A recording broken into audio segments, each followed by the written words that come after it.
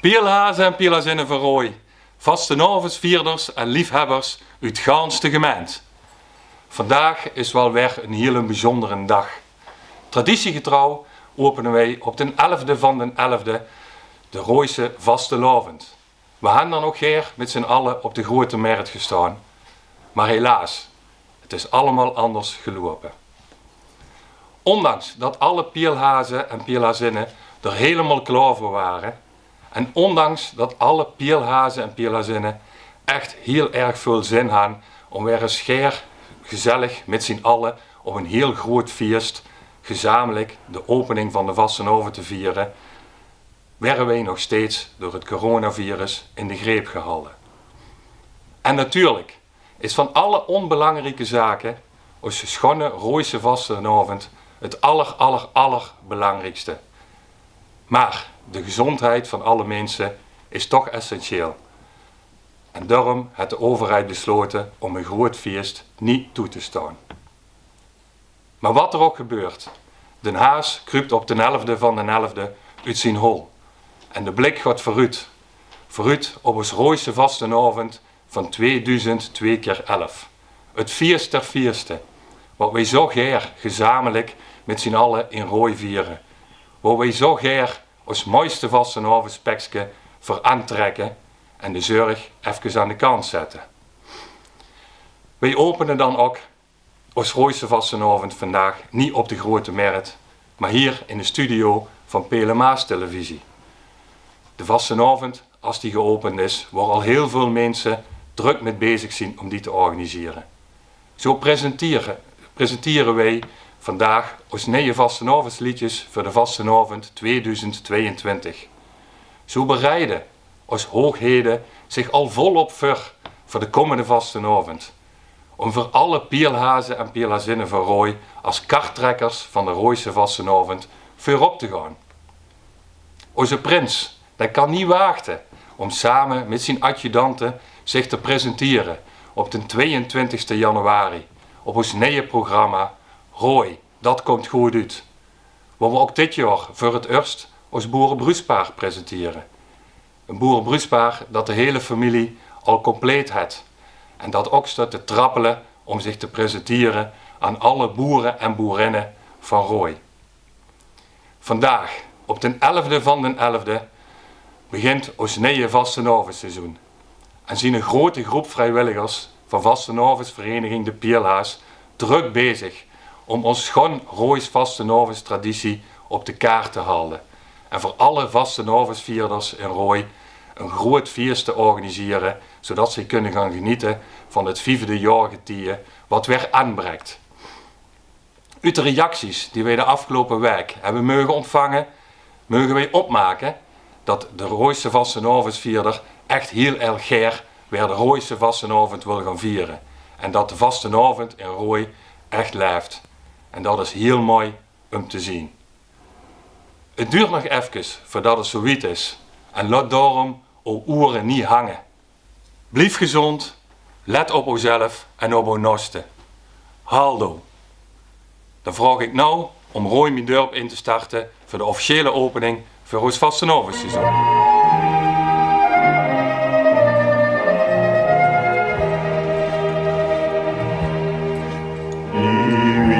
Van de Maas, in het land van de Maas, ligt mijn dorp, waar ik altijd aan denk. Met zijn held en zijn wee, met zijn schep in de hei, voor gezien met het duurste geschenk.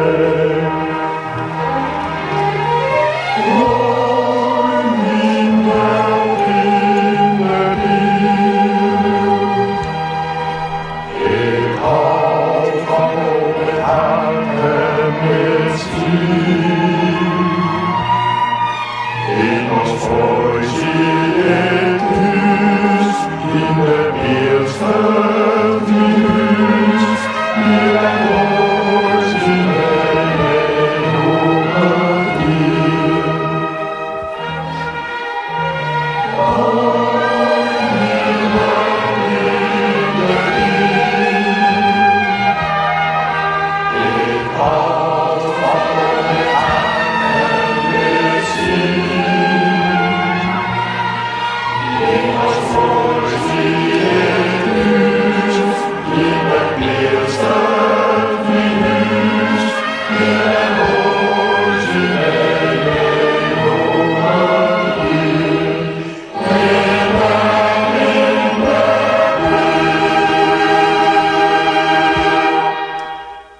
Pielhaas en Pielezinnen van Rooij. Hiermee is de vastenavond van 2002x11 officieel geopend. Dan gaan we nu kijken naar een fragment uit ons programma Dag Vastelavond. Dit is in de klomp. Ja, dit is Funs in de klomp. Die heb ik nog allebei. We schreven al de namen erin, want dat kost niet anders. Want al die klump die leken natuurlijk op elkaar, maar iedereen zijn eigen maat. En we gingen al naar Juiken in Leunen. En dan gutste altijd heel mooi die vreven uit, want niemand kon op klump lopen. Dus dat weer mooi uitgegutst, dat die klump echt op maat gemaakt werd. Dat waren echt maatwerk klump. Visitiecentrum, ja dat zien wij. Wij zien Visitiecentrum. Dat is in, ja dan moeten we even kijken wanneer dat was. Maar dat was volgens mij rond, we doen dit nou een jaar of 40, Ton denk ik. Ja, vanaf 1980, 79 zo'n beetje is dat begonnen. En toen woonde Frank Jansen, dat woonde in het centrum. Ja. Frank dat woonde in het centrum, een Gouden Leeuw. En toen, ja, dan moeten we een naam hebben, ja, dat is dan handiger. Ja, we komen bij elkaar in het centrum. Ja. Oh. Nagenoeg. Ja. Nagenoeg hetzelfde. We hebben natuurlijk, het is vastelavond is een lach en het is een traan. Maar dus de fun is er niet meer bij. Nee. Fun dan moeten we nooit missen, ja, want... Fun was ook wel altijd iemand met ideeën. Ja, ik bedoel, een geweldige vorst geweest, maar ook bij ons groepje, als we dan bij ons in de kantine zaten, want we waren in november, zo'n beetje, dan begonnen we met de eerste vergaderingen. En dan werd er eigenlijk vooral wat gedronken en vurgen al de hoert en zo, met weinig ideeën. Maar ja, dan begon zo in december toch een beetje zijn tijd te dringen. En dan zeiden we, nou werd het toch tijd dat we nou een keer spijkers met koppen gaan staan. En dan kwamen we er niet uit en dan zat Fun aan de kop van de toffel en dan moemelen wat. En dan zei hij, als we nou eens dit gaan doen. Nou, en hop, dan hebben we een idee. De techniek, dat is bij ons, ja, er werd altijd een prototype gemaakt en dat is meer Bart en Ton, die dan beginnen. Kijk, dit is bijvoorbeeld zo'n prototype. Dus dan denken wij, we waren Popeye. Ja. En als je Popeye ziet, dan denk je alleen maar aan één ding, dat is dat bulletje in de wang. Dat is het piepje. Als dit, het bulletje in de wang. Ja. En dit, want dat is Popeye. Dus ja, toen zien we, deze erm die komen uit een of ander atelier van in Utrecht, het Bart die opgehaald. Ja. Van die erm. En daar ging dat pak van Popeye ging daar omheen. En dan hadden 3 erm. En dat snapte mensen niks, want één erm zat hier dus gewoon en dan kost van alles doen. Dan kost, maar deze dan stond de hele tijd zo. Dan stortte natuurlijk wel eens ergens tegenaan, want het moest natuurlijk een beetje lastig zijn. Maar ja, dat prototype, dat is meer Bart en... ja, daarmee en ik. Ja. En dan werd er gefrot en gebogen en dan moest dat natuurlijk een beetje persoonlijk zetten. Dan moest er een beetje tape in en ja. En dan werden er stickers gemaakt en dan... Nee, er zitten een paar dingen belangrijk bij als pak. Ja, dat moet niet een paar dingen. Het moet lastig zijn, voor onszelf en voor anderen. Het moet blote kuten hebben, want de kuten moeten bloot zijn. Hè? Klump. De klump is belangrijk, die zien ook, daar zien we met begonnen, de klump. Toen we Obelix pak hadden. Want toen kosten we de veters niet strikken. Maar toen kosten niet zoiets bukken dat we... Nee, kost niet bij. Nee. En als je s'nachts... Dat is het ontstaan van de klomp. Ja. En als we s'nachts thuis kwamen, dan waren natuurlijk allemaal die tempingsbulletjes allemaal naar beneden gezakt. Dus die kost je gaan niet uittrekken. Dus dan leg je thuis in de kamer op de rug en dan de bier omhoog en dan schudden, totdat je genoeg groente had. En dan kost het weer uittrekken. En dan daags daarna weer aantrekken en die bulletjes weer goed doen. En dan gingen we weer. Ja, de kracht eigenlijk dat wij dit 40 jaar zo kunnen doen en hebben gedaan. En de komende 10 jaar nog gaan doen. We hopen te blijven doen. Want we zien nou 60ers aan het werken. Zien ze al allemaal 60? Nee. Beter niet. Oh nee, bijna allemaal 60. Bijna allemaal 60. Maar we doen dat minstens nog 10 jaar. We gaan hier gewoon met deur, want ja, drie dagen kan het niet te maf, hè. En dat is eigenlijk de kracht. De kracht dat wij dat kunnen, is dat wij veel van elkaar kunnen hebben. Denk ik. Maar ook dat we elkaar ook aanvullen. Ja. En respecteren en kritisch benaderen dat ook wel. Zo van Ja, wat doen we ja. wel en wat doen we niet. En dat is een bepaalde chemie, is dat dat is, ik denk dat je door de jaren heen, dat je Goed ook naar elkaar toe. dat wel ook nodig hebt. Dat je, want dit gaat allemaal niet vanzelf. Ik zeg wel vastlopen is afzien. Want Dat is ook mij. het is ook een stuk afzien. Je hebt veel meer schik tijdens de voorbereiding als dat je... nee, net zoveel. Met schik met de voorbereiding als dat je met vastlopen zelf hebt. Maar er komt er wel op punten dat je zegt van... God, maar gaan we nou linksaf of gaan we rechtsaf? Doen we dit wel of doen we dit niet? Nee. Nee. Nee. Nee, niet eigenlijk. Nee, we hebben we doen ruzie. Nee, we kunnen wel een keer op een gegeven moment Ja. zeggen van nou, hier kijk ik wat anders tegenaan als jij. Maar dat is ook denk ik ook wel een stuk van de kracht. Je kunt er gewoon over hebben. Je kunt er gewoon over hebben en respecteer mekaars mening. Het is meer als alleen maar vastelavond. We maken natuurlijk de vastelavond is het feest. En wat Huub straks al zei, met een lach en een traan. Maar dat gaat eigenlijk door het hele jaar door. We delen wat dat betreft ook wel alles met elkaar. We pakken het voor elkaar op en als iemand het moeilijk heeft of als er iets gebeurt. Maar ook binnen onze vriendengroep, dat is natuurlijk wel in de loop der jaren wel het een en ander gebeurd. We hebben helaas ook van een aantal mensen afscheid moeten nemen. En dan weet ook wat je voor elkaar betekent. En dan weet ook dat je elkaar onder de arm neemt. En dan weet ook dat je er voor elkaar ziet. En dat is veel meer als vastelavond. Dat gaat echt tot in de poriën, denk ik. Dat is echt, dat voelen we naar elkaar toe zo diep. Pielhazen en pielhazinnen, hazenkeutels en hazenkeuterlinnekes uit Rooi. Hoe raar en hoe bijzonder tegelijkertijd is het weer om hier te staan. Wie krijgt het voor elkaar om voor de tweede keer digitaal de Rooise vastelavond te openen? Ja, helaas, het is niet anders. Je moet het echt nog heel even een keer met ons doen, maar we doen dat keer.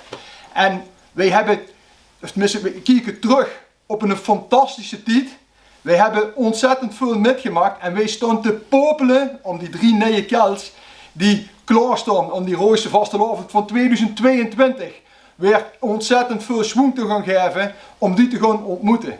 Maar niet voordat wij ons laatste gedeelte van de vastelavond zelf nog lekker gaan vieren. Want het is wel 11e van de 11e en er kan heel veel niet, maar er kan ook best wel wat.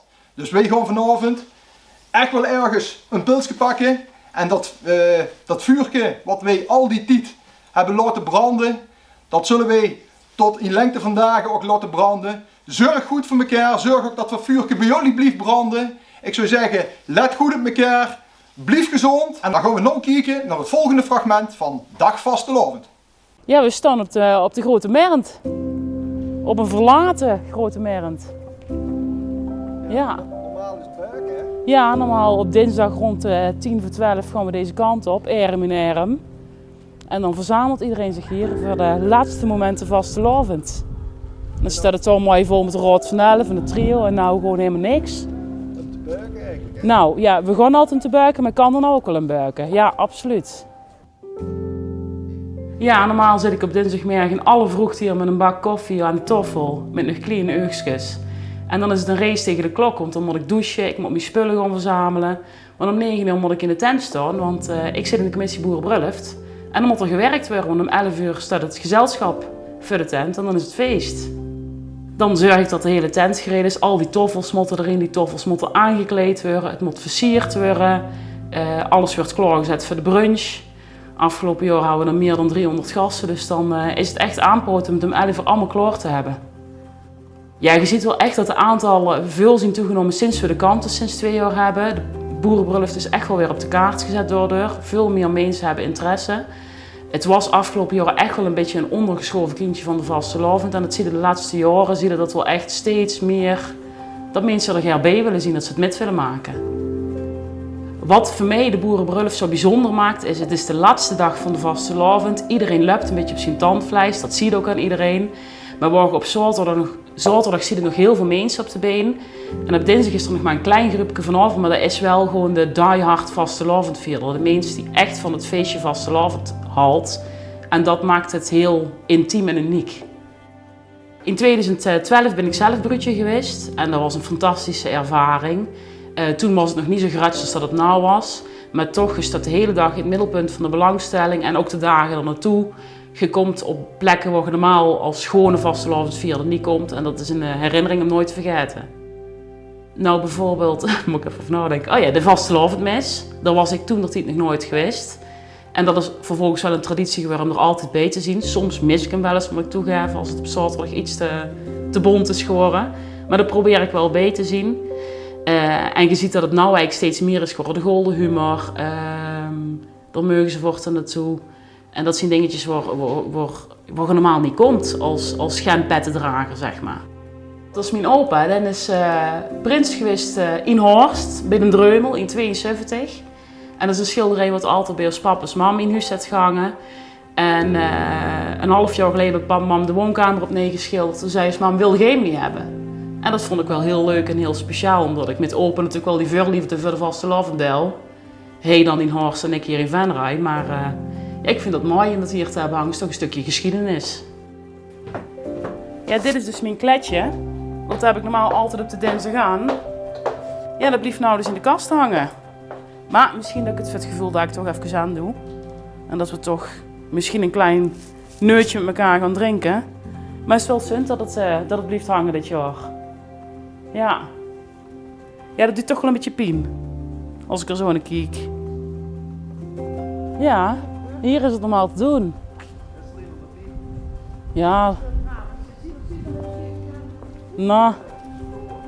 Ik zie Twanny niet staan. Normaal zitten de pletjes voor mij te draaien. Als ik hier dan binnenkom, dan wordt hallo en die jelle al klaargezet. Maar helemaal niks. Ik zie geen versieringen.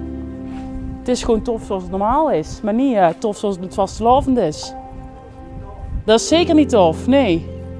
Nee. Joehoe, Mechje, zien jullie thuis? Joehoe! Oh, ik was net op de Mernt, een beetje tof en er is allemaal niks te doen. Mugje. Nee.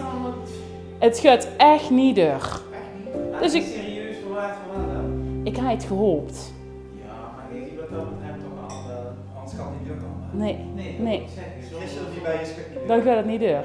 Dus ik dacht, dan kom ik er hier maar aan de vatten. Op volgend jaar. Halto.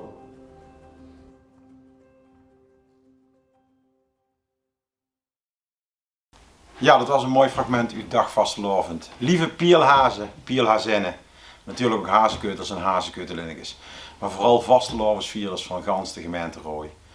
We staan hier in het programma waar ik 1,5 jaar geleden ook stond, Dag Vastelovend. En wat waren we blij om die vastelovend weer te mogen begroeten. Die vastelovend waar we tot 4 weken geleden tegenaan keken dat hij eindelijk weer kost en mocht beginnen. Voortschrijdend inzicht hield dat. De realiteit had ons ingehaald. Misschien maar goed ook wel, dan liever niet die oplopende cijfers, maar laten we ons concentreren op dingen die wel mogen en wel mooi zien. De vastelovend die eraan komt, waar we een goede hoop van hebben dat die deur gaat, daar zien we helemaal voor aan het gaan. Het nieuwe trio staat klaar.